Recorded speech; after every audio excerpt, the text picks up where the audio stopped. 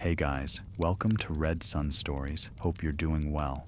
Tonight, an emperor bit off his own tongue to write a curse in blood, a curse that destroyed Japan for 700 years and may never be lifted. So, before you get comfortable, please take a moment to like the video and subscribe if you enjoy what I do here. Let me know in the comments what time it is for you. I would love to connect with you guys. Now, let's dive into tonight's story together. In 1164, in his exile prison on the remote island of Sanuki, the former emperor Sutoku bit off his own tongue. Blood filled his mouth, hot, copper, the taste of severed flesh mixing with 20 years of accumulated rage. He dipped his brush into the pooling blood and began writing across the Buddhist sutras he had spent months copying, sutras the imperial court in Kyoto had just rejected, returned, unopened, feared as cursed. With each character written in his own blood, his hatred crystallized into words that would echo through 8 centuries. I shall become a great demon of Japan. I shall reverse emperor and subject, and send these sutras down the path of darkness. What turns an emperor into Japan's most feared demon?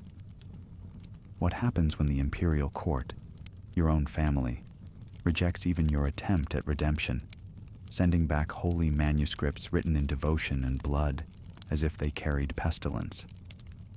Sutoku's transformation did not begin with tongue-biting or blood writing. It began decades earlier with a shameful secret that would poison an entire life. He was both grandson and illegitimate son of the same emperor, born of incest, raised by a father who despised him for the very fact of his existence. His hair and nails, never cut again after that rejection, grew to monstrous lengths. His face transformed until courtiers who glimpsed him whispered he resembled a yasha, a demonic guardian with wild eyes and twisted features, or perhaps something worse, a tengu whose rage had consumed his humanity entirely. When he finally died in 1164, his body refused to decay for 20 days, remaining as fresh as the moment of death, as if his rage kept even rot at bay. During his cremation procession, a terrible storm descended with winds that screamed like the voices of the war dead. The coffin was set down while bearers sought shelter. When the storm passed and they returned, the stones around the sealed wooden casket were soaked with fresh blood seeping from sealed wood, as if the corpse inside still bled, still lived, still hated. When the body finally burned, his ashes fell upon Kyoto in a dark cloud, darkening the capital like cursed snow, settling on rooftops and temples and the palace that had cast him out. Within months, the capital burned in fires that consumed whole districts. Emperors began dying young, one after another, as if an invisible hand pressed upon their throats.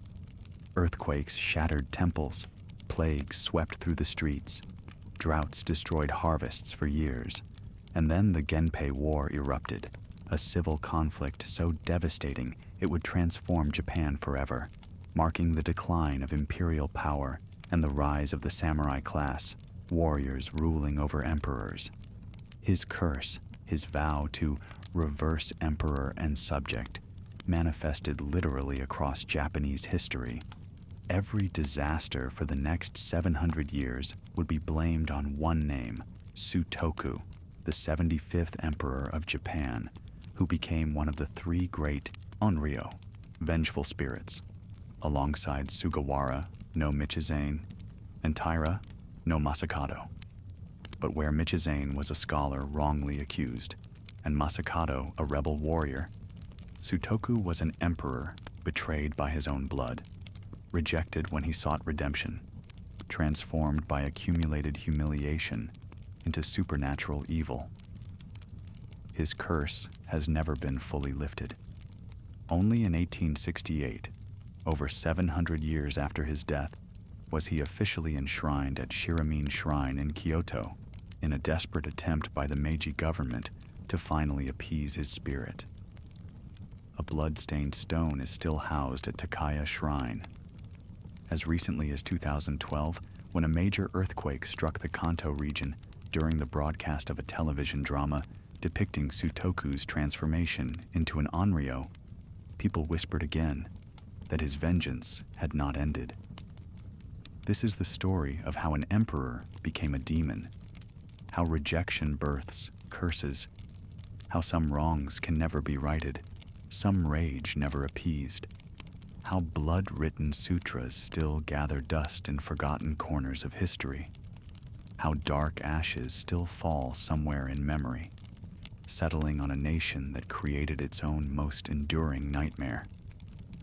To understand the curse, you must first understand the shame. Sutoku was born in 1119 as Prince Akihito, but his birth was a secret wrapped in imperial scandal that would poison his entire existence. Officially, he was recorded as the son of Emperor Toba. But the whispered truth that circulated through the Heian court like a contagion was far more disturbing.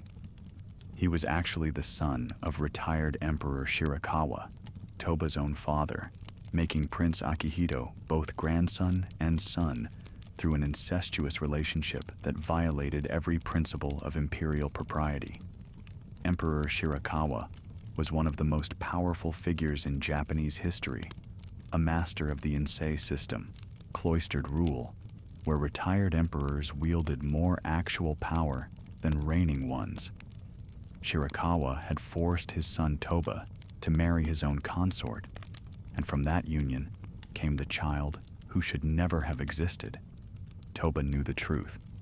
The court knew the truth.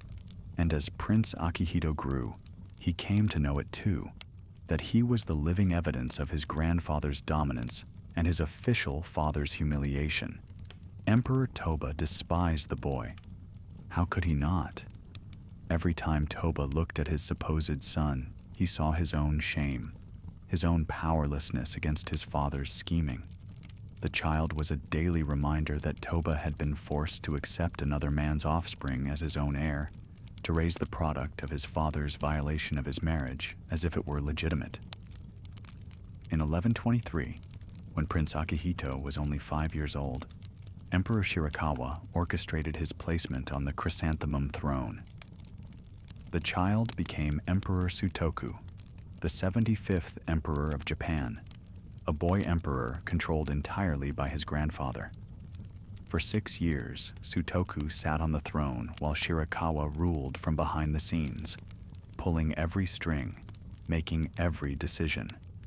The boy wore imperial robes but possessed no imperial power. He was a puppet, and everyone knew it. But then, in 1129, Shirakawa died, and with his grandfather's death, Sutoku lost his only protector. The boy was 10 years old, and suddenly, the full weight of Emperor Toba's hatred fell upon him without barrier. For the next 12 years, Sutoku remained on the throne, but his reign was hollow. Toba, now the retired emperor wielding cloistered rule, ensured that his supposed son experienced power in name only. Every decision was undermined. Every attempt at authority was quietly circumvented. Sutoku grew from child to young man in a palace where he was emperor yet utterly powerless, where every courtier knew the secret of his birth, where his official father's cold contempt radiated like winter frost. The young emperor understood what he was: illegitimate, shameful, a mistake that could not be undone, only endured. He learned to read the averted eyes of courtiers, the carefully neutral expressions that masked contempt or pity. He grew up in silk robes that felt like chains, in a palace that was also a prison, with a title that granted nothing but the daily experience of his own worthlessness in his father's eyes. And then, in 1141, when Sutoku was 23 years old, Emperor Toba orchestrated the final humiliation. He forced Sutoku to abdicate. The young emperor was made to retire, to step down from the throne, not in honor, but in dismissal. Toba installed his own chosen heir, Sutoku's younger brother, Prince Narihito, who would become Emperor Konoe. This was the son Toba actually loved from a different consort, a child born without the taint of scandal. Narihito became emperor at age 3. Sutoku was given the title of retired emperor, but this was no honor. He had been emperor since age 5, and now at 23 he was forced into retirement, his entire imperial reign revealed as the formality it had always been. 18 years of wearing a crown while possessing no kingdom. Worse, the succession was structured to ensure that Sutoku's own bloodline would never inherit the throne. When Emperor Konoe eventually produced heirs, the line would pass through them, bypassing Sutoku's children entirely. Sutoku became a retired emperor with a son but no future, an imperial title with no imperial prospects, a man suspended in the strange liminal space of the Heian court's complex succession politics. He watched his younger brother rule from the same throne he had been forced to vacate.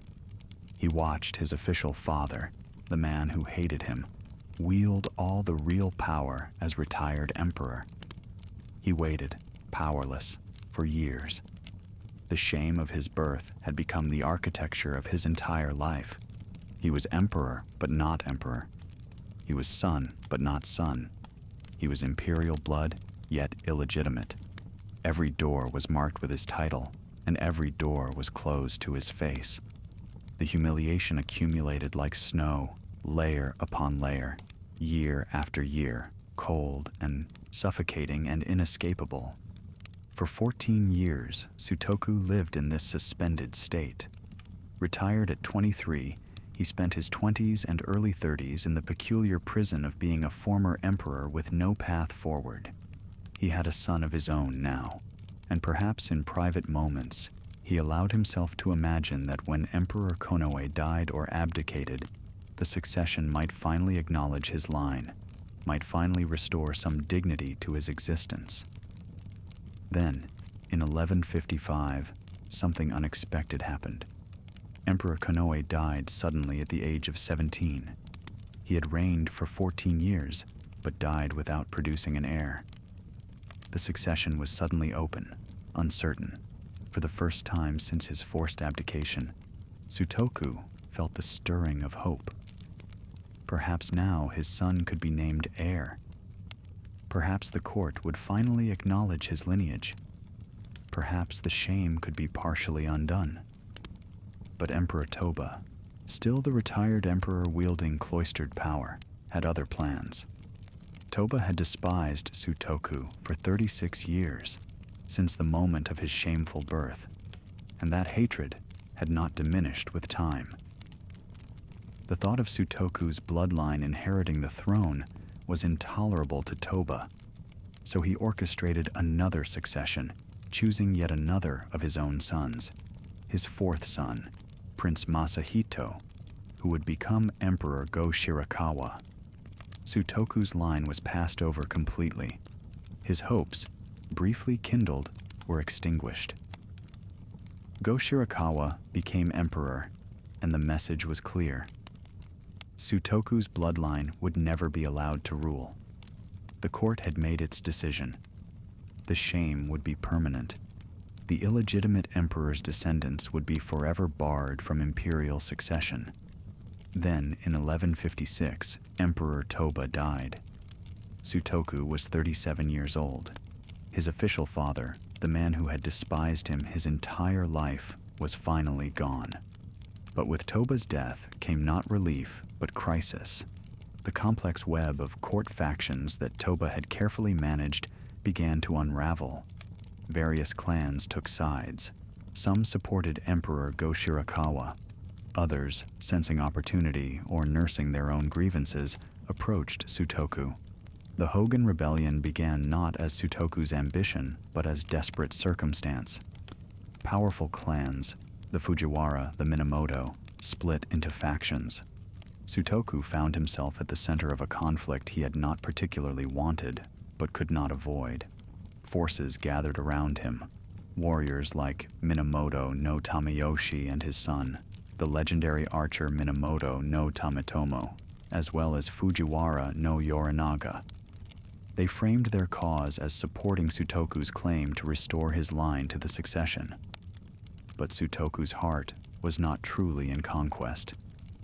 It was in the accumulated weight of 37 years of humiliation, of being the shameful secret, the illegitimate emperor, the rejected father.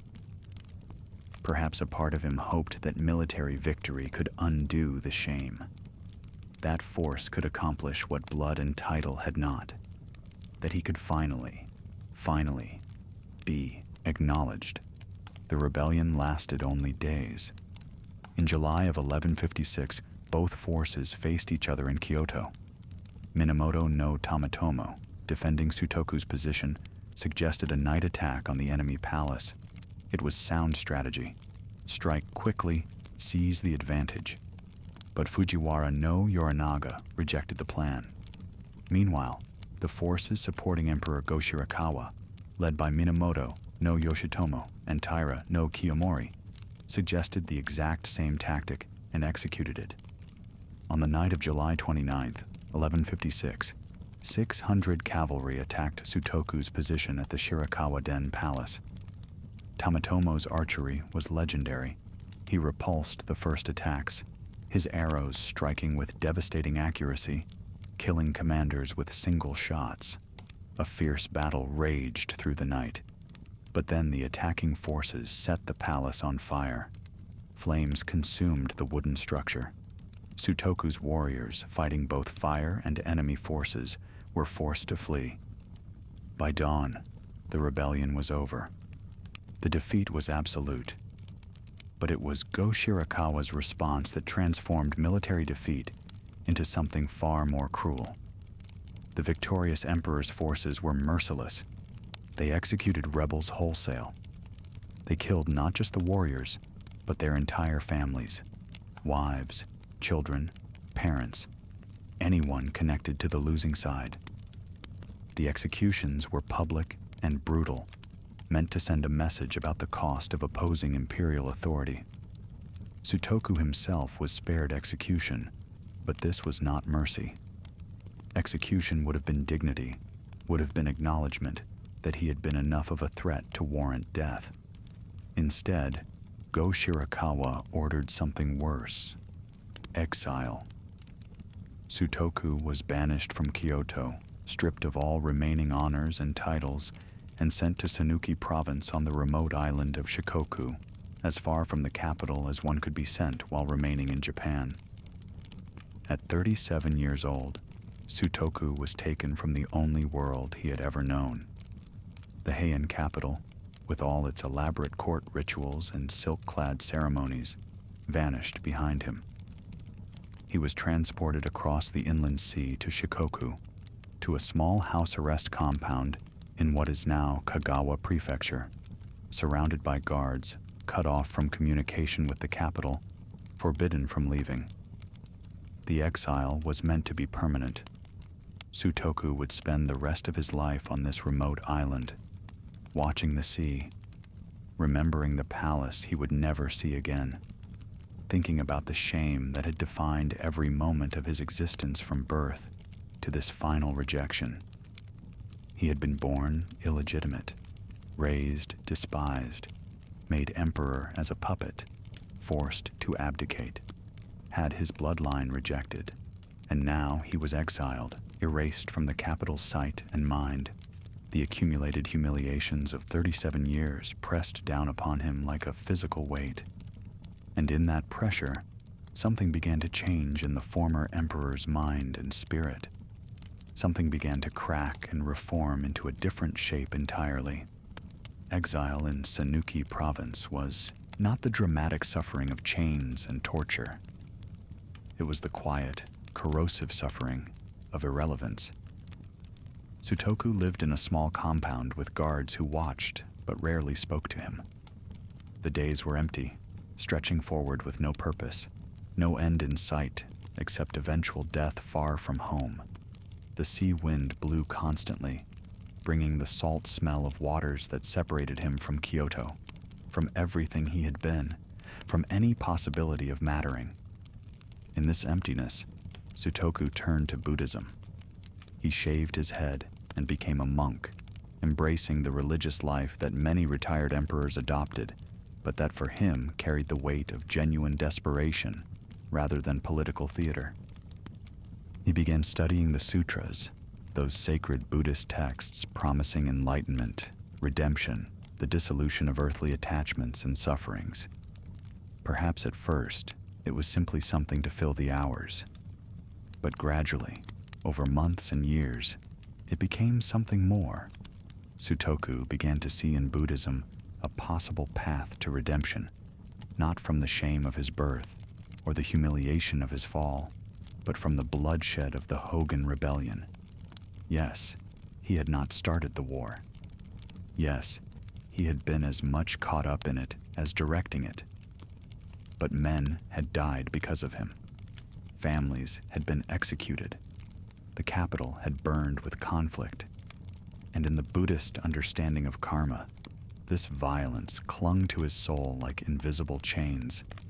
He decided to copy the Sutras. This was a traditional act of Buddhist devotion, the patient, meditative work of reproducing sacred texts by hand, each character carefully formed, each line an act of mindfulness and surrender to the Dharma. Sutoku chose to copy the 5 major Buddhist texts, a monumental undertaking that would require months of focused labor. But Sutoku went further than traditional copying. In his isolation and desperation for redemption, he decided to write the Sutras in his own blood. Whether this was entirely literal, pricking his finger day after day to produce enough blood-mixed ink to fill hundreds of pages, or partly metaphorical, a blood writing of certain key passages while the rest used traditional ink, the legends do not entirely clarify. But the intent was clear. He would give the most profound offering possible. He would write enlightenment texts with his own life essence, mixing his blood with sacred words, binding his karma to the Dharma through the most intimate sacrifice. Day after day, in his exile compound, Sutoku worked. The brush moved across paper. The characters formed, elegant and careful, the work of an emperor trained in calligraphy since childhood. If blood was indeed mixed with the ink, each word carried the copper smell of his sacrifice. Each page represented not just hours of labor, but drops of his life. The sutras accumulated, page by sacred page. He dedicated these manuscripts to the souls lost in the Hogan Rebellion, every warrior who had died in that brief, brutal conflict, every family member executed in the aftermath. This would be his atonement, his offering to appease the spirits of the dead, his attempt to balance the karmic scales through an act of profound religious devotion. After months of work, the 5 major sutras were complete. Sutoku arranged for them to be sent to Kyoto, to be offered to the imperial court and the great Buddhist temples there. He sent them as gifts, as apology, as a former emperor's desperate plea for religious forgiveness, if not political rehabilitation. He imagined the manuscripts being received with solemnity, being placed in temple libraries, being read by monks who would recognize the depth of his repentance, and perhaps, in their prayers, speak his name with compassion rather than contempt. He waited for word from the capital. Days passed, weeks. The sea wind blew, and the salt smell carried no news. And then finally, a messenger arrived. The imperial court had refused the sutras. They would not accept them. More than that, they had sent them back unopened, as if the manuscripts themselves carried contagion. The message was clear. Even Sutoku's attempt at religious redemption was unwanted. The court feared that sutras written by the exiled, defeated former emperor were cursed objects, that touching them would invite his taint, that placing them in sacred temples would pollute those spaces with his lingering shame and rage. The rejected manuscripts were returned to Sanuki, to Sutoku's compound. He held them again, these texts he had spent months creating, each character a prayer, each page stained with his blood. He had offered his most profound act of devotion, and it had been rejected as if it were disease. The imperial court would not grant him even spiritual redemption. Even his blood sacrifice was unwanted. "Your sutras are refused," the messenger had said, and with those words, the last remaining hope died inside Sutoku. For 37 years, he had accumulated humiliations. For 8 years in exile, he had endured isolation. And now, after offering the deepest religious devotion he could conceive, after literally bleeding onto sacred texts, he was told that even this was not enough, that even in Buddhism, he could not escape the taint of his birth and his defeat. Something inside Sutoku broke in that moment. Not broke like a cup falling, broke like ice cracking across a frozen lake, a fundamental fracturing that changed the entire structure of what he was. The rejection of his blood sutras was the final humiliation, and after 45 years of swallowing shame, something in him refused to swallow anymore. The sutras lay before him, returned and unwanted, and Sutoku, in rage and despair, beyond any measure of sanity or restraint, decided that if he could not find redemption, he would embrace damnation instead. What happens in the mind of a man at the moment he decides to become a demon? Does it arrive as decision, cold and calculated? Or does it erupt as compulsion, as a rage so total that the boundary between human and monster simply dissolves? For Sutoku, holding the rejected blood sutras in his exile compound on Sanuki Island, the transformation began with a physical act of self-mutilation that has echoed through Japanese history for 8 centuries. He bit off his own tongue. The pain must have been extraordinary. The human tongue is dense with nerves, extraordinarily sensitive, designed to taste and speak and form the sounds that define us as human beings. To bite through one's own tongue requires not just physical force, but the complete override of every instinct for self-preservation. The mouth filled with blood immediately, hot, overwhelming, the taste of copper and severed flesh flooding across remaining taste buds, blood pouring down the throat, choking, drowning in one's own life fluids. But Sutoku did not scream or seek help. Instead, he took the blood that filled his mouth and began to write across the rejected sutras. Using the blood from his severed tongue, that organ of speech now silenced, that human capacity now sacrificed, he wrote a curse across the Buddhist texts that were meant to bring enlightenment. Where sutras should guide souls toward nirvana, Sutoku wrote the opposite. A vow of supernatural vengeance that would drag souls toward darkness. The words he wrote, character by character in tongue blood, have been remembered for centuries. I shall become a great demon of Japan. I shall reverse emperor and subject. I shall send these sutras down the path of darkness. 3 sentences, 3 promises, each one a violation of Buddhist teaching, a rejection of karma and enlightenment and compassion. He vowed to become a demon, not metaphorically, but ontologically, to transform his very being into supernatural evil. He vowed to reverse the social order itself, to make emperors low and subjects high, to overturn the entire structure of Japanese imperial power.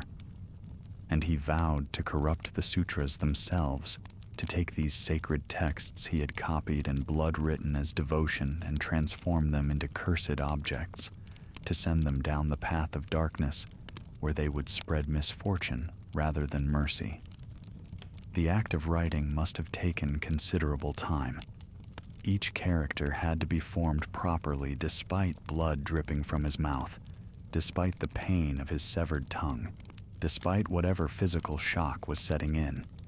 But Sutoku completed his curse. He wrote it across the sutras the court had rejected, binding his vow to the very Buddhist texts that were meant to save him. And then he began the transformation in earnest. Sutoku stopped cutting his hair. In high-end period court culture, careful grooming was essential. Elaborate hairstyles marked status and civilization. To let one's hair grow wild was to reject human society, to embrace animal or demonic nature. Sutoku's hair grew longer, wilder, tangling and matting, a physical manifestation of his rejection of human norms. He stopped cutting his nails. They grew into long, claw-like extensions, curving and yellowing. In the warm, humid climate of Shikoku, surrounded by the constant sea air, his untended hair and nails must have taken on a grotesque quality. The elegant former emperor, trained in all the refined arts of the Heian court, deliberately transformed himself into something feral. His face changed.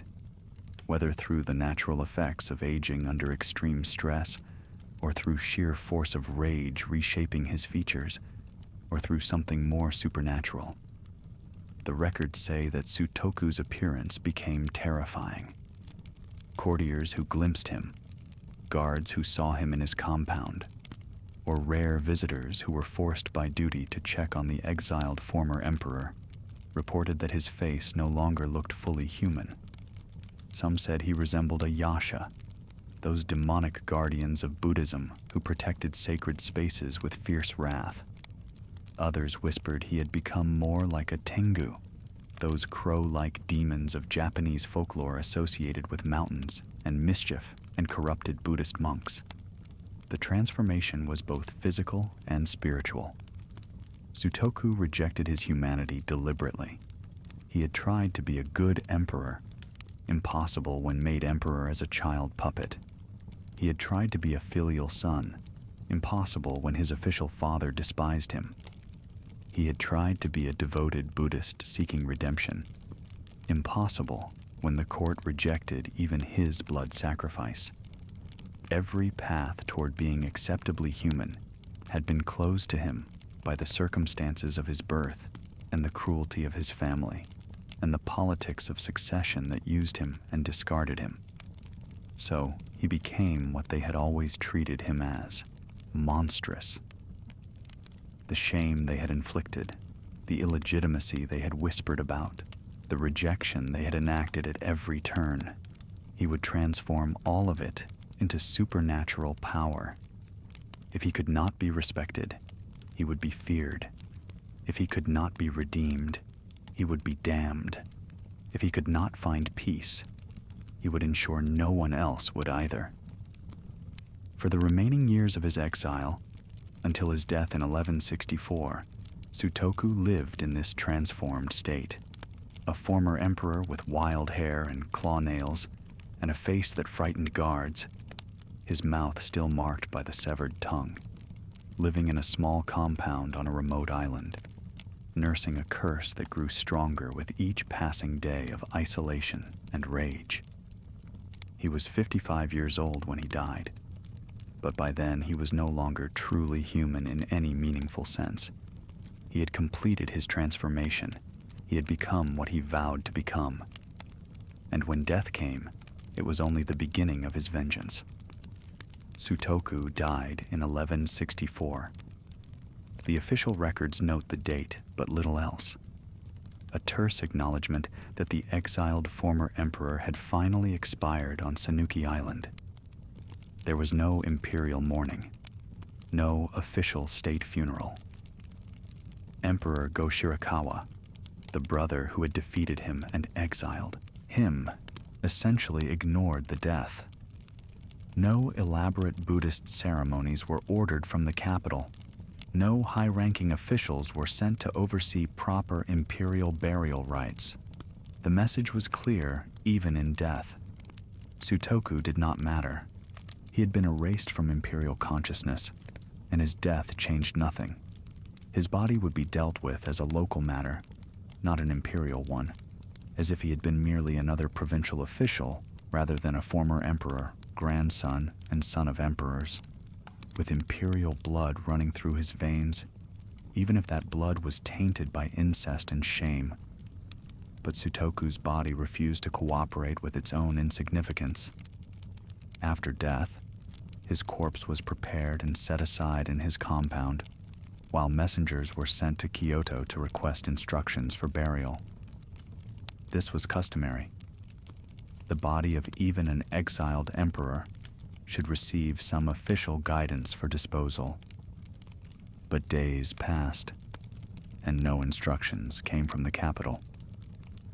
Go Shirakawa and his court were in no hurry to deal with the embarrassing remnant of an embarrassing past. The messengers might have been deliberately delayed, or perhaps the court simply forgot, occupied with current intrigues and concerns, unable to spare attention for a dead exile. So Sutoku's body waited. One day passed, then 2, then a week, then 10 days. The humid summer heat of Shikoku beat down. In normal circumstances, a corpse would begin to decay rapidly in such conditions, bloating, discoloring, the smell of decomposition becoming overwhelming within days. The attendants who watched over the body prepared themselves for the unpleasant duty of dealing with advanced decay. But Sutoku's body remained fresh. After 10 days, it looked as it had on the day of death. After 15 days, there was no smell of rot, no visible decay. After 20 days, an utterly unprecedented duration, the corpse remained as fresh as if he had died only hours before. The attendants became frightened. This was not natural. This was not normal death.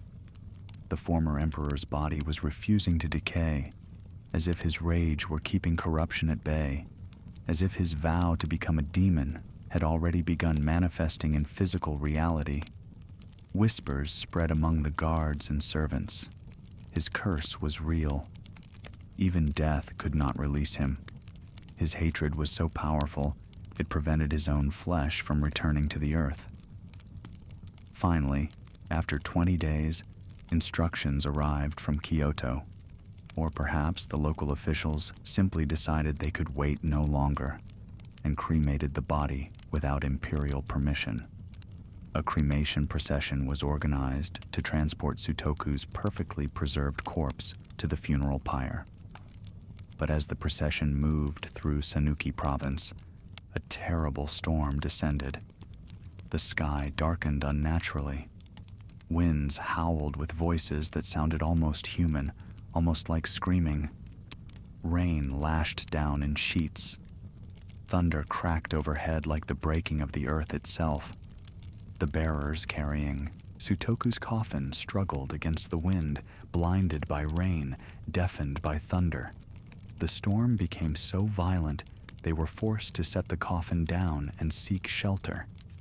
They left the sealed wooden casket on the stones of the path and ran for cover, waiting for the unnatural weather to pass. The storm raged for hours, as if the sky itself were in anguish or fury. And then, as suddenly as it had arrived, the storm ceased. The bearers emerged from shelter and returned to where they had left the coffin. What they found horrified them. The stones around the sealed coffin were soaked with fresh blood. Blood had seeped out from the wooden casket during the storm. Not old, decayed blood, but fresh, bright red blood, as if the corpse inside were still alive, still bleeding, still freshly wounded. The smell of copper and iron filled the air. The blood pooled in the depressions between stones, mixing with rainwater, forming red rivulets that ran down the path. The bearers approached the coffin with terror. They checked the seals, still intact. The wooden panels had not been broken open. Yet somehow, blood had escaped from inside the sealed container, fresh blood from a corpse that had died weeks before, and had already defied decay for 20 days. The blood was impossible. The blood was supernatural. The blood was proof that Sutoku's transformation into a demon had succeeded. They completed the procession to the cremation site with shaking hands. They placed the bleeding coffin on the funeral pyre. They lit the fire and stepped back as flames consumed the wood and began to reach the body within. Normal cremations produced smoke, the bitter smell of burning flesh, the sounds of fat sizzling and bones cracking in heat. But Sutoku's cremation produced something else. As his body burned, dark ashes rose into the sky. The smoke was not the normal gray-white of cremation, but black, unnaturally dark, rising in a towering column that spread outward as it climbed. The wind caught the ashes and carried them not randomly, but purposefully, blowing them toward the north, toward the inland sea, toward Honshu, toward Kyoto. The dark ashes descended upon the imperial capital like black snow, settling on rooftops and streets and temples and the palace itself, coating the city in the physical remnant of the former emperor they had rejected. People in Kyoto looked up at the darkened sky and the falling black ashes and whispered Sutoku's name with fear. The court officials who had refused his blood sutras watched the dark snowfall and wondered if they had made a terrible mistake. Emperor Go-Shirakawa, who had defeated and exiled his brother, stood in the palace courtyard as Sutoku's ashes fell upon his shoulders, dark specks on imperial silk, and felt the first tremor of supernatural dread. Because the ashes falling on Kyoto were not the end of Sutoku's revenge. They were only the beginning. The disasters began almost immediately after Sutoku's death. Within months of his cremation, the imperial capital began to experience a cascade of catastrophes that would eventually reshape Japan entirely. The fires came first. Kyoto burned in 1165, just 1 year after Sutoku's death. Not a small fire, contained to one district, but a devastating conflagration that consumed whole neighborhoods. Wooden structures that had stood for generations burst into flame. Temples burned. Aristocratic compounds were reduced to ash. The smell of smoke choked the city for weeks. And as buildings burned and people fled the flames, the whispers began, "Sutoku's curse. This is Sutoku's vengeance." Then plagues struck the capital. Diseases swept through Kyoto, killing thousands. The streets filled with the bodies of the dead. Buddhist monks chanted sutras over mass graves. The imperial physicians could not explain the severity or the speed of the contagion, but the people understood. The former emperor they had rejected was exacting punishment. The blood-written sutras they had refused had indeed gone down the path of darkness, and that darkness was manifesting as pestilence. Droughts destroyed harvests. Years of poor rainfall led to famine across the provinces under imperial control. Rice paddies dried up, wells ran empty, the peasantry starved, and the tax revenues that supported the imperial court dwindled. The economic foundations of imperial power began to crack, and officials in Kyoto remembered Sutoku's vow to reverse emperor and subject, and wondered if even the natural world was obeying his curse. Earthquakes shattered temples and palaces. The earth itself seemed to rebel against the imperial capital, as if the ground rejected the court that had rejected Sutoku. Buildings that had survived centuries crumbled. Sacred spaces split open. The physical structures that housed imperial power proved vulnerable to forces beyond human control, or vulnerable to the supernatural force of one man's curse manifesting through geological disaster. But worse than any individual catastrophe was the pattern that emerged in imperial succession itself. Emperors began dying young, one after another. Those who held the chrysanthemum throne, experienced abbreviated reigns, sudden deaths, mysterious illnesses that physicians could not cure. Emperor Nijo died prematurely. Others followed. The imperial line that had rejected Sutoku's bloodline seemed itself to be under active supernatural attack, as if Sutoku were personally reaching from the spirit realm to strangle each successive emperor, one by one. The court attempted appeasement rituals. Buddhist monks were commissioned to perform ceremonies to calm Sutoku's spirit. Offerings were made. Prayers were chanted.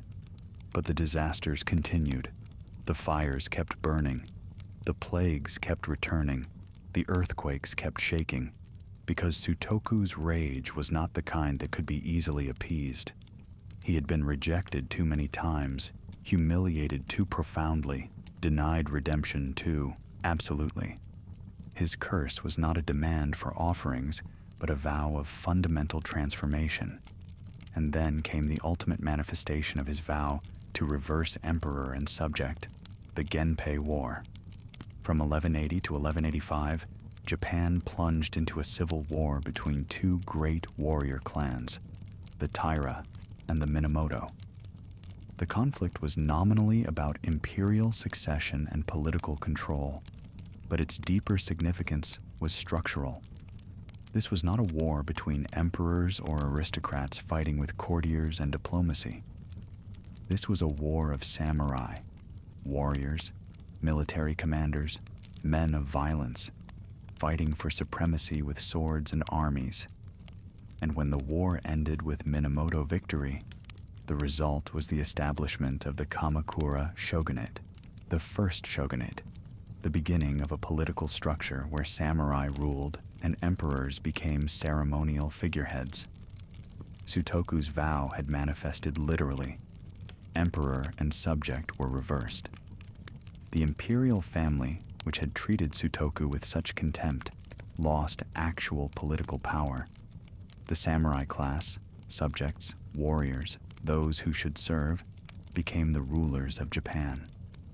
This structure would persist for nearly 700 years, until the Meiji Restoration in 1868. For 7 centuries, Japan would be ruled by shogunates, military governments, while emperors lived in Kyoto with titles but no real authority. Every chronicler, every court historian, every Buddhist monk writing the histories of this period attributed this fundamental transformation to one source: the curse of Emperor Sutoku. The fall of the imperial court's fortune, the rise of samurai powers, the decline of aristocratic authority, the end of the Heian period's elegant court culture, all of it was blamed on the vengeance of the exiled emperor who had vowed to reverse emperor and subject, and had, through supernatural force, succeeded. Whether Sutoku's curse was real, in the sense of direct supernatural causation, or whether it functioned as a cultural explanation for historical forces the court could not otherwise comprehend, the result was the same. For the next 700 years, every disaster, every war, every unfortunate turn in Japanese history would be traced back to 1164, to a bleeding coffin on Sanuki Island, to blood-written sutras rejected by a frightened court, to a former emperor who bit off his tongue and vowed to become a demon. And no one, not the most powerful Buddhist monks, not the emperors in their powerless court, not the shoguns who actually ruled, could figure out how to lift the curse. To understand Sutoku's unique horror in Japanese supernatural tradition, you must understand his place among the 3 great Onryō of Japan. These are not merely ghost stories or folklore spirits. They are historical figures whose documented suffering and documented rage transformed them in cultural memory into forces of supernatural vengeance, so powerful they reshaped history itself. The first is Sugawara no Michizane, a brilliant scholar and poet of the 9th century who was falsely accused of treason by rival courtiers and exiled to Kyushu, where he died in despair. After his death, a series of disasters struck Kyoto: fires, droughts, and most dramatically, lightning strikes that killed several of the officials who had orchestrated his exile. The imperial court, terrified of his vengeful spirit, eventually deified him as Tenjin, god of learning, and built shrines to appease him. His story is one of injustice creating divine wrath. The second is Taira no Masakado, a 10th century warrior who rebelled against the imperial government, declared himself the new emperor, and conquered 8 provinces before being killed in battle. After his execution, his severed head was displayed in Kyoto, but legends say it remained fresh and conscious, eventually flying back to his homeland in Kanto. His grave in Tokyo is still treated with extreme respect, and construction projects near it have been plagued by accidents attributed to disturbing his spirit. His story is one of martial rebellion continuing beyond death. But Sutoku's horror is different from both Michizane and Masakado. Michizane was an outsider, a scholar victimized by court politics. Masakado was a rebel, opposing the imperial system from outside. Sutoku was neither outsider nor rebel. He was the imperial system itself, born into it through incest, made emperor as a child, destroyed by it through family cruelty. His curse came not from opposing the court, but from being betrayed by his own blood, from being rejected by the very institution he was born to embody. Mishizane's curse was appeasable through deification. Make him a god, build him shrines, worship him, and his rage transforms into protection. Masakado's curse is localized. Respect his grave, leave his territory undisturbed, and you can coexist with his spirit. But Sutoku's curse was structural and unappeasable. He vowed to reverse emperor and subject, and that reversal required not offerings or shrines, but the actual collapse of imperial power. His curse could only be fulfilled through historical transformation, and no ritual could undo what had already been done to him or what he had vowed to do in return. Onryō in Japanese tradition are not simply angry ghosts. They are spirits driven by such profound injustice that they gain supernatural power to cause actual measurable disasters. The concept of Onryō assumes that extreme suffering and extreme rage can breach the boundary between human and supernatural, that karma itself can be weaponized through sheer force of will and justified grievance.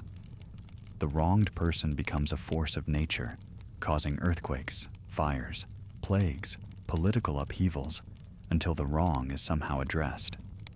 But what happens when the wrong cannot be addressed? When the injustice is too fundamental, too generational, too woven into the structures of power? Sutoku's case raised this terrible question. He was born illegitimate through no fault of his own. He was despised by his official father through no action of his own.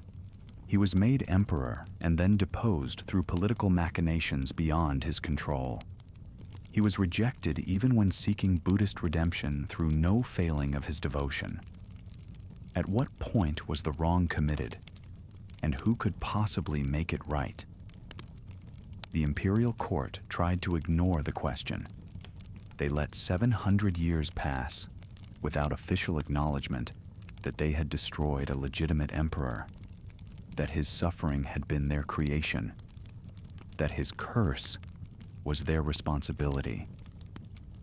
They attributed disasters to his vengeance, but refused to truly confront what they had done to create that vengeance. The guilt accumulated across centuries, unaddressed, becoming a psychological weight on the entire structure of Japanese imperial identity. Sutoku's status as one of the 3 great Onryō meant that his name was invoked constantly across generations. Every earthquake could be traced to his rage. Every fire could be his curse manifesting. Every political crisis could be the continuation of his vow to reverse emperor and subject. he became a permanent explanation for suffering, a permanent symbol of injustice's power to transcend death, a permanent reminder that some wrongs create eternal consequences. And unlike Michizane, who became a benevolent god, or Masakado, whose curse was fierce but localized, Sutoku remained purely malevolent in cultural memory. There was no redemption arc for him, no transformation from vengeance to protection. His curse had no positive aspect. He was darkness unalloyed, rage unappeasable, vengeance eternal. Because his suffering had been so complete, his rejection so absolute, his transformation so total. For 700 years, the three great Onryō represented different facets of Japan's relationship with injustice and supernatural vengeance. Michizane showed that injustice could be transmuted into divine blessing through proper apology and deification. Masakado showed that rebellious rage could be contained through respectful distance. And Sutoku showed that some curses simply cannot be lifted, some rage cannot be calmed, some transformations cannot be undone. The emperor who became a demon remained a demon. The blood-written sutras remained cursed. The ashes that fell on Kyoto in 1164 never truly stopped falling in cultural memory, and Japan lived under the shadow of his vow, wondering each time disaster struck whether this, too, was Sutoku's vengeance continuing across centuries, eternal and unforgiving as the sea that had separated him from the capital, as dark as the ashes of his cremation, as fresh as the blood that had seeped from his coffin during that supernatural storm. For over 700 years, from 1164 to 1868, Sutoku remained unacknowledged by the imperial court. No official apology, no posthumous restoration of honor, no imperial shrine built to appease his spirit. The emperors who followed Go Shirakawa, each one ruling with diminishing real power as the samurai shogunates controlled actual governance, simply ignored the problem. Sutoku had been erased from official imperial history as much as one could erase an emperor. His name was whispered in fear, but not spoken in reverence. This silence was itself remarkable. Japanese culture had well-established traditions for dealing with dangerous spirits. The entire reason Onryō were feared was because they could cause real disasters, and the established response was appeasement, rituals, offerings, shrine construction, posthumous honor restoration. When Michizane's spirit was causing problems, the court deified him. When Masakado's curse was feared, shrines were built and maintained. These were standard procedures, proven effective across centuries of dealing with supernatural vengeance. But for Sutoku, nothing was done. The imperial court knew the disasters were attributed to him. They heard the whispers every time Kyoto burned, every time an emperor died young, every time earthquakes shattered buildings. They knew the people blamed Sutoku's curse for the Genpei War, for the rise of the shogunate, for the collapse of imperial power. But they refused to acknowledge him, refused to build him a shrine, refused to offer posthumous honor or apology. Why this 7-century silence? The answer lies in what Sutoku represented, a truth too shameful for the imperial system to acknowledge. To properly appease Sutoku would require admitting that the imperial court had destroyed one of its own through incest, political cruelty, and the rejection of genuine Buddhist devotion. It would require acknowledging that Sutoku's illegitimate birth was their creation, that his suffering was their fault, that his curse was justified rage rather than irrational malevolence. The imperial court could not make that admission. To do so would undermine the very foundations of imperial legitimacy. If an emperor, born of imperial blood, placed on the throne by imperial authority, could be so wronged by the system that his curse reshaped Japanese history, what did that say about the system itself? better to ignore the problem, to let centuries pass, to hope that time would somehow dissolve what ritual could not appease. So they lived with the curse. Generation after generation of emperors ruled without real power, their authority ceremonial, while samurai shoguns made the actual decisions. The reversal of emperor and subject that Sutoku had vowed became the structural reality of Japanese governance for 700 years. His curse manifested not as random disasters, but as a fundamental reorganization of political power. Emperors reduced to symbols, while warriors ruled the nation. Every 100 years, on the anniversary of his death, people noted with dread that major catastrophes seemed to occur. Whether this was pattern recognition imposed on random events, or whether Sutoku's curse operated on a centennial cycle, the belief persisted across generations. The 100th anniversary brought disasters. The 200th anniversary brought calamities. Each centennial marker reinforced the cultural memory that Sutoku's vengeance had not ended, that the demon emperor was still watching, still waiting, still punishing the nation that had rejected him. Buddhist monks performed unofficial ceremonies to calm his spirit. Local shrines near his exile location in Sanuki province maintained small memorials, but without official imperial recognition, these efforts were incomplete. Sutoku remained unacknowledged by the very institution he had once embodied, and that had destroyed him. The shame remained unaddressed. The curse remained active. The irony was profound. The imperial court feared Sutoku's curse enough to blame every disaster on him, but not enough to actually apologize or make amends. They acknowledged his supernatural power through their fear, but denied him the human dignity of recognition and remorse. They lived under the shadow of his vengeance while refusing to address the reasons for that vengeance. And so the centuries passed. The Kamakura shogunate gave way to the Ashikaga shogunate. Civil wars erupted. The Sengoku period plunged Japan into chaos. The Tokugawa shogunate unified the country under strict military rule. Through all of it, emperors remained in Kyoto, with titles and ceremonies, but no real authority, living proof of Sutoku's vow to reverse emperor and subject. The curse had not lifted. The transformation had not reversed. The blood-written sutras remained down the path of darkness, pulling Japanese history with them into configurations of power that mocked imperial pretensions. 700 years, 25 generations of emperors, countless disasters blamed on one name, one curse, one moment in 1164, when a former emperor bit off his tongue and wrote vengeance in blood across rejected Buddhist texts. 700 years of living with the consequences while refusing to address the cause. Until finally, in 1868, everything changed. The Meiji Restoration of 1868 was a moment of profound transformation in Japanese history.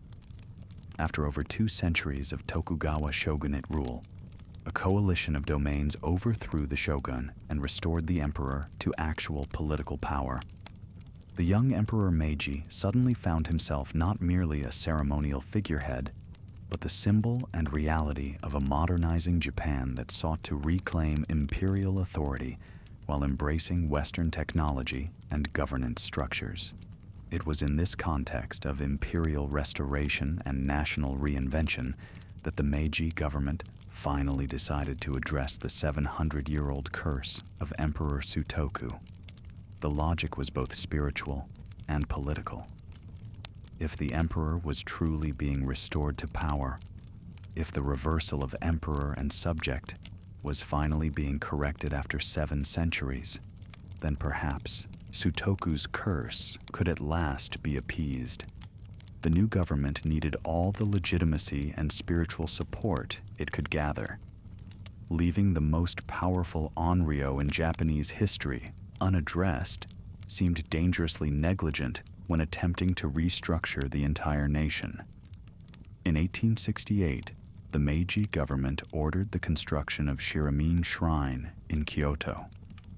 This was not a small local shrine, but an official imperial shrine, built with government resources and imperial authorization. Sutoku would be enshrined there as a kami, a deity, granted the posthumous honor and recognition that had been denied for 7 centuries. The choice of location was significant. Shiramine, White Peak, referenced the area in Sanuki province where Sutoku had died and been buried. But the shrine was built in Kyoto, the capital from which he had been exiled, the city his dark ashes had fallen upon in 1164.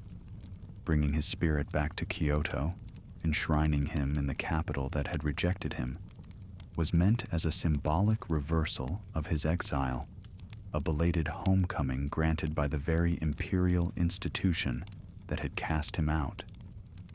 The enshrinement ceremony was elaborate, conducted with full imperial protocols. Buddhist monks chanted sutras, legitimate sutras, not the blood-cursed ones Sutoku had written. Shinto priests performed purification rituals. Official imperial representatives attended, finally acknowledging after 700 years that Sutoku had been wronged, that his suffering had been real, that his curse had reshaped history. But was it enough? Can 7 centuries of silence be erased by a single ceremony and a single shrine? The Meiji government hoped so. They had done what should have been done in 1164 or shortly after, acknowledged Sutoku, honored him posthumously, built him a place of worship where his spirit could be respected rather than feared.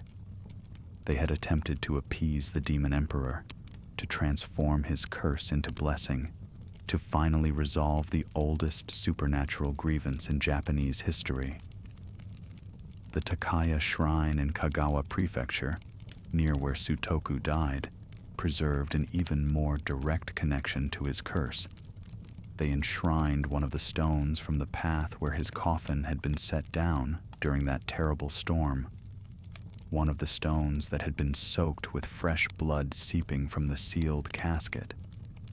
This blood-stained stone became a physical relic of Sutoku's supernatural transformation, proof that the legends were not merely folklore, but rooted in witnessed events that terrified those who saw them. Visitors to Takaya Shrine can still see this stone today, a tangible connection to the moment when a former emperor's corpse bled impossibly onto sacred ground. The construction of these shrines represented the first official acknowledgement by the imperial system that they bore responsibility for Sutoku's transformation into an Onryō. By enshrining him, they implicitly admitted that he had been wronged. By performing ceremonies and offering prayers, they acknowledged that his curse was not irrational malevolence, but justified vengeance that required addressing. The silence had finally broken after 700 years. But curses written in blood and vengeance transformed into supernatural power are not easily dissolved. Sutoku had not vowed to become appeased if properly honored. He had vowed to become a great demon of Japan, to reverse emperor and subject, to send the sutras down the path of darkness. These were not conditional statements. These were declarations of transformation, vows of fundamental identity change. He had not cursed the court pending apology. He had cursed the court absolutely, forever, as the permanent expression of his accumulated rage and rejected redemption. Could shrines built in 1868 truly undo what had been set in motion in 1164? Could recognition granted after 700 years truly appease rage that had been crystallized in tongue blood across rejected Buddhist texts? The Meiji government hoped that their appeasement would work, that Sutoku's spirit would finally find peace, that the disasters attributed to him would cease. But hope is not the same as certainty. And as the 20th and 21st centuries would demonstrate, the question of whether Sutoku's curse had truly been lifted remained disturbingly open, subject to interpretation, dependent on whether one believed that 700 years of silence could be erased by official recognition, or whether some wrongs simply persist forever, beyond the reach of ritual or apology, permanent transformations that no ceremony can reverse. In 2012, nearly 8.5 centuries after Sutoku's death, Japan experienced a significant earthquake in the Kanto region. The timing was unremarkable. Japan experiences many earthquakes due to its position on tectonic plate boundaries, but the context was striking. The earthquake occurred during the broadcast of a major NHK television drama that depicted Emperor Sutoku's transformation into an Onryō. The coincidence reignited old superstitions, social media filled with nervous comments about Sutoku's curse. News articles discussed the timing. People half-jokingly, half-seriously wondered whether dramatizing Sutoku's vengeance had somehow activated or angered his spirit. The rational explanation was obvious. It was pure coincidence, the earthquake having nothing to do with television programming. But the fact that people even considered a supernatural connection demonstrated that Sutoku's curse remained psychologically active in modern Japan, that his name still carried the power to evoke fear and speculation, even in the 21st century. This was not an isolated incident. Throughout modern Japanese history, Sutoku's name has been invoked whenever disasters strike, especially those affecting the imperial family or occurring in Kyoto. Every earthquake, every fire, every unexpected imperial death has the potential to be traced back to the curse of 1164, to the blood-written vow of a former emperor who became a demon. The pattern has become self-reinforcing. Sutoku cursed Japan. Disasters occur in Japan. Therefore, the disasters must be Sutoku's curse. Therefore, his curse remains active. Therefore, we must remain wary of his vengeance. Modern visitors to Shiramin Shrine in Kyoto can see the site where the Meiji government attempted to appease his spirit. The shrine is peaceful, well-maintained, a place of quiet reflection in the busy capital. Tourists and locals alike visit to pay respects, to offer prayers, to acknowledge the tragic story of an emperor betrayed by his own family. The shrine has become a place to contemplate injustice, transformation, and the question of whether vengeance can ever truly end. At Takaya Shrine in Kagawa, the blood-stained stone draws visitors with morbid curiosity and genuine spiritual respect. This physical remnant of Sutoku's supernatural manifestation serves as proof that the legends were not entirely invented, that something extraordinary happened during his cremation procession, that the blood that seeped from his coffin was real enough to stain stones that still exist centuries later. Whether the blood was supernatural or the result of natural decomposition processes that the frightened witnesses misinterpreted, the stone itself is real, tangible, a connection to the historical moment when Sutoku's curse became culturally embedded in Japanese consciousness. The question of whether Sutoku's curse is real has shifted in modern discourse from supernatural causation to psychological and cultural reality. Few educated Japanese in the 21st century believe that Sutoku's spirit directly causes earthquakes through supernatural power, but many recognize that his curse functions as a cultural framework for processing disaster, injustice, and the consequences of betrayal. His story has become a lens through which Japan examines its own capacity for cruelty, the dangers of political ambition, the ways that family and institutions can destroy individuals, and the possibility that some wrongs create permanent consequences. In this sense, Sutoku's curse is absolutely real.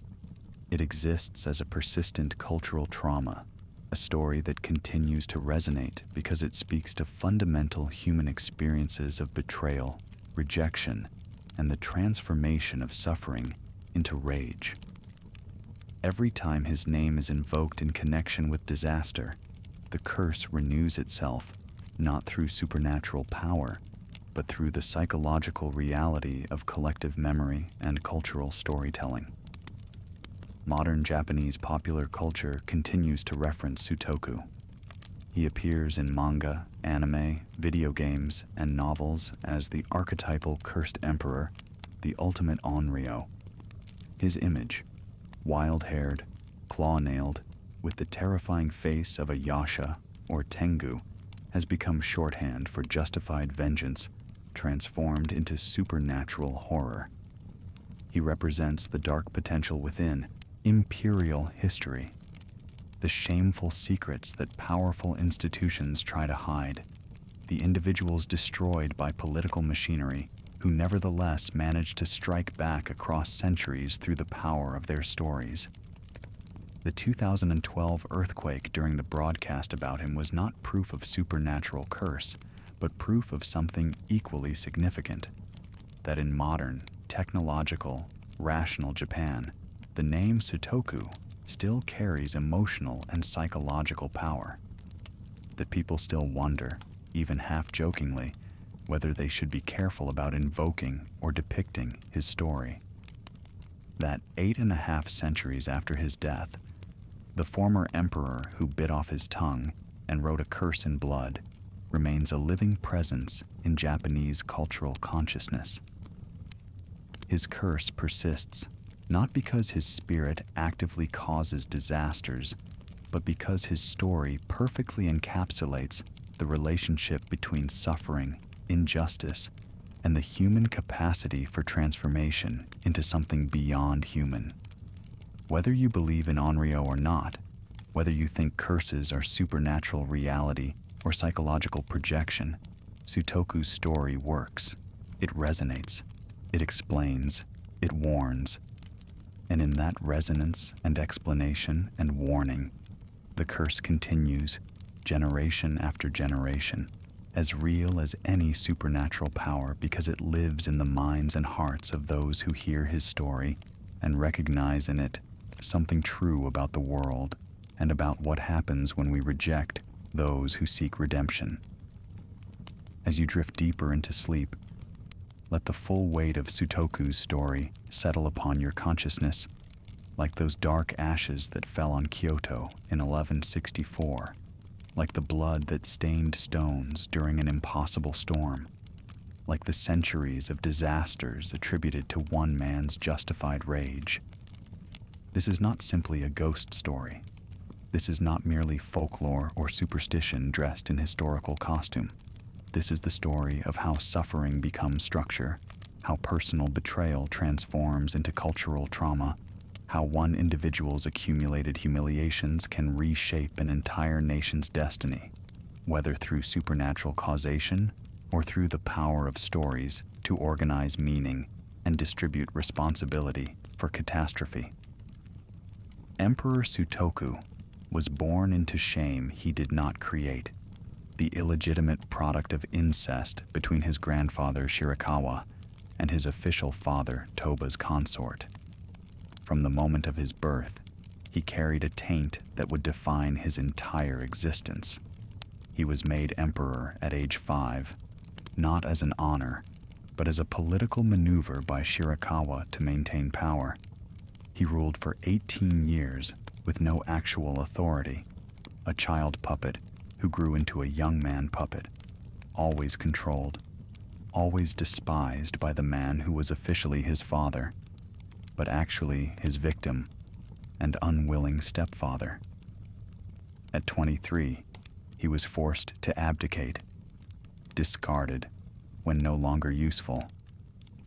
He watched his younger brother become emperor, watched his own bloodline be explicitly excluded from future succession, watched his hopes for dynastic continuation evaporate. When circumstances briefly suggested his line might be restored after Emperor Konoe's death, the court instead installed yet another brother, Go Shirakawa, making absolutely clear that Sutoku's lineage would never be acknowledged. The Hogan Rebellion of 1156 was not truly Sutoku's ambition, but the last gasp of a system that had used and discarded him, a brief moment when forces aligned to possibly restore what had been taken. It lasted days. It failed absolutely, and the punishment was exile to Sanuki, permanent banishment from the capital, the complete erasure of his existence from the imperial life he had been born into. In exile, he turned to Buddhism, the one path that promised redemption regardless of political failure or personal shame. He copied the 5 major sutras, possibly in his own blood, dedicating them to the souls lost in the rebellion. He offered them to the imperial court as atonement, as prayer, as his most profound act of religious devotion. And the court refused them, returned them unopened, as if even his attempt at redemption was tainted, as if nothing he could offer would ever be acceptable, as if his fundamental existence was the problem and no action could solve it. That rejection was the breaking point. After 45 years of accumulated humiliations, after being rejected as son, as emperor, as dynastic founder, and finally as Buddhist penitent, something in Sutoku fundamentally cracked and reformed. He bit off his own tongue, that organ of speech and taste and human communication, and used its blood to write a curse that would reshape Japanese history. He transformed himself physically and spiritually into a demon, growing his hair and nails wild, letting his face become terrifying, rejecting humanity because humanity had rejected him at every possible turn. When he died in 1164, his body refused to decay for 20 days. During his cremation procession, fresh blood seeped from his sealed coffin during a supernatural storm. His ashes fell on Kyoto as a dark cloud, marking the capital with his vengeance. And then the disasters began. Fires, plagues, droughts, earthquakes, imperial deaths, and ultimately the Genpei War and the rise of the shogunate, the literal reversal of emperor and subject that he had vowed in blood. For 700 years, the imperial court refused to acknowledge him, refused to apologize, refused to address the injustice. They lived under his curse, attributed every disaster to his vengeance, yet could not bring themselves to admit that they had created the demon they feared. Only in 1868, as part of the Meiji Restoration, did the government finally build Shiramine Shrine and enshrine Sutoku as a kami, attempting to appease a curse that had lasted longer than most nations exist. But was it enough? Can 700 years of silence be erased by official recognition? Can shrines built in apology truly undo curses written in tongue blood? These questions have no definitive answers. They float through Japanese cultural consciousness like the dark ashes that fell on Kyoto, settling, but never quite dissolving. In 2012, when an earthquake struck during a television drama about Sutoku becoming an Onryō, people wondered again whether his curse had truly been lifted. The rational mind says yes, of course. It was coincidence, nothing more. But the cultural mind, the part that stores trauma and distributes meaning through stories, asks different questions. It asks whether some transformations are permanent, whether some rage cannot be appeased, whether blood-written curses have power beyond rational explanation because they tap into psychological realities that ritual alone cannot address. Sutoku's story teaches us that we create our own demons. The imperial court created Sutoku through incest, raised him through cruelty, destroyed him through political ambition, and rejected him when he sought redemption. At every turn, they made the choices that would transform an unwanted child emperor into Japan's most feared Onryō. His curse was not irrational supernatural malice, but the logical conclusion of accumulated injustice. Suffering crystallized into vengeance through sheer force of justified rage. We are still living with the consequences of how we treat those we've wronged. Sutoku's shrines exist. His story is told. His name is remembered. But the fundamental question remains unresolved. Can recognition granted centuries late truly heal wounds inflicted across lifetimes? Or do some transformations persist forever? Demons remaining demons regardless of posthumous honor, curses continuing to operate in the cultural imagination regardless of official appeasement. Perhaps the curse has lifted. Perhaps the 1868 enshrinement finally granted Sutoku the peace he sought through his blood-written sutras. Perhaps his spirit rests now in Shiramine Shrine, appeased at last by the recognition he was denied in life. Or perhaps the curse continues, not as direct supernatural causation, but as a permanent wound in Japanese cultural consciousness. Perhaps Sutoku remains what he vowed to become, a great demon of Japan, not through causing specific earthquakes or fires, but through the enduring power of his story to remind each generation of what happens when institutions betray individuals, when redemption is rejected, when suffering transforms into something beyond human capacity for appeasement. The blood-written sutras lie somewhere still, whether in shrine storage or temple archives or lost to history. The blood-stained stone remains at Takaya Shrine, physical proof of impossible bleeding. The dark ashes that fell on Kyoto in 1164 have long since washed away, but their memory persists, settling on each generation that hears Sutoku's story and wonders whether curses can truly end or whether some vengeance is eternal. As sleep claims you fully now, in these final moments of consciousness before dreams take over, hold one last image in your mind. A former emperor on a remote island, tongue bleeding from self-mutilation, writing characters in his own blood across Buddhist texts meant for enlightenment, transforming sacred sutras into cursed objects through sheer force of accumulated rage. That moment in 1164 represents something fundamental about human nature and suffering. Sutoku had tried everything. He had tried to be a good emperor within the constraints of being a child puppet.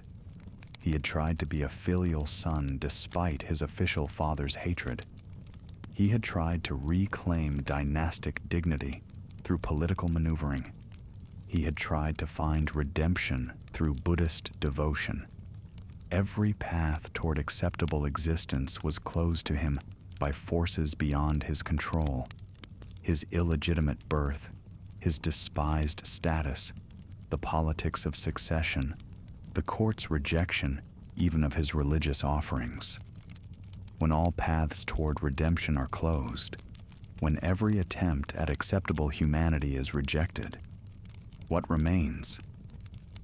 Sutoku answered that question definitively. Transformation into what they feared you were all along. If they treated you as shameful, become the ultimate shame. If they feared your influence, become the ultimate curse. If they rejected your humanity, become demon.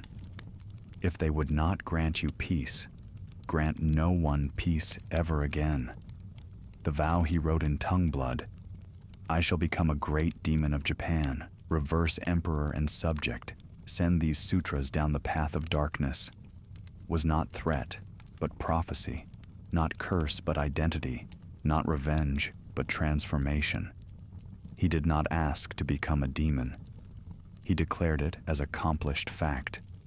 He did not threaten to reverse emperor and subject. He announced it as inevitability. He did not curse the sutras. He transformed their very nature through blood writing and rejection, and the alchemical power of suffering to corrupt even sacred texts, and whether through supernatural reality or through the psychological and cultural power of his story, the vow manifested. Japan changed. Imperial power collapsed. Samurai ruled while emperors became symbols. Disasters were attributed to his vengeance for 7 centuries. His name became synonymous with the dangerous potential of wrong spirits, the permanent consequences of institutional cruelty, the impossibility of fully appeasing certain transformations. Sleep now with the knowledge that Sutoku's story, whether you interpret it as supernatural history or cultural trauma processing, teaches essential truths: that suffering accumulates, that rejection compounds, that humiliation transforms, that some rage outlasts mortal lifetimes, that curses written in blood have power, whether literal or metaphorical, that demons are made not born, that institutions create their own monsters through cruelty, that 700 years of silence cannot erase injustice, that recognition granted too late may not heal wounds inflicted across lifetimes. Sleep with the image of dark ashes falling on Kyoto like cursed snow, settling on rooftops and temples and the palace that cast him out, the physical remnant of his cremation becoming the symbol of his enduring presence, his transformation from emperor to demon made manifest in darkened sky and black snowfall. Sleep with the knowledge that the blood-stained stone still exists at Takaya Shrine, tangible proof that something extraordinary happened, that his coffin bled impossibly during a supernatural storm, that the legends are rooted in witnessed events that terrified those who saw them. Sleep with the understanding that Shiramine Shrine stands in Kyoto as belated apology, as attempted appeasement, as official acknowledgement 700 years late that the imperial court wronged one of their own and created the curse they feared. Sleep with the question unanswered: has his curse truly lifted, or does it persist in the cultural imagination, in the stories told across generations, in the way his name is still invoked when disasters strike, in the nervous laughter when earthquakes coincide with television dramas about his vengeance? Sleep with Sutoku's final transformation, from unwanted child to puppet emperor, to exiled monk, to tongue-biting bloodwriter, to demon emperor, to Onryō, to enshrined kami, to cultural symbol, to modern curiosity. All these identities layered one upon another, each transformation adding to the complexity, the tragedy, the enduring power of his story to resonate across 8.5 centuries. Sleep now, as the capital slept under falling dark ashes in 1164, as the imperial court slept uneasily for 700 years under a curse they created and could not lift, as Japan sleeps now under the weight of unresolved history, the memory of injustice that transformed into supernatural vengeance, the emperor who became a demon because they refused to let him be human, the blood-written curse that may have ended or may continue forever, depending on whether you believe redemption granted centuries late can truly heal, or whether some transformations are permanent.